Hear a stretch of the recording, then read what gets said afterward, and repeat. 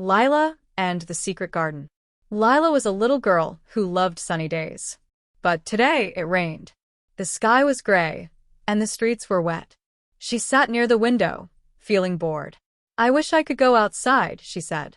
Then she saw something. A small cat with orange fur was standing in the rain. It looked cold and lost. "Oh no!"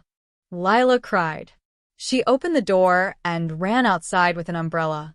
"Come here, little cat," Lila said gently. The cat looked at her and meowed. Lila held out her hand. Slowly, the cat walked to her and rubbed its head on her leg. "You are so cute," she said. "I will call you Sunny." Lila brought Sunny inside. She gave him warm milk and a soft towel. Sunny purred happily. The next day, the sun came out. Lila and Sunny played in the garden behind the house. While digging in the dirt, Sunny found something shiny. It was a small, rusty key. "A key?" Lila said. "But what does it open?" They looked around the garden. Near the big oak tree, there was a small wooden door in the wall. Lila had never seen it before. Lila walked to the door and put the key into the lock. Click. The door opened slowly. Behind the door was a narrow path. Trees and flowers grew tall on both sides. Birds sang sweet songs. "It's a secret garden," Lila whispered. Sunny ran ahead, chasing butterflies. The garden was quiet and magical. There were purple flowers, golden apples, and a tiny pond with frogs. Lila and Sunny visited the garden every day. It was their special place. They planted seeds, watered flowers, and watched the bees dance. One day, Lila found a note in a bottle near the pond. It said, "To the kind heart who find this place, take care of it with love." Lila smiled. "I promise," she said. "We will take care of this garden." One night, dark clouds filled the sky. Wind howled, and rain poured down. Lila worried about the garden.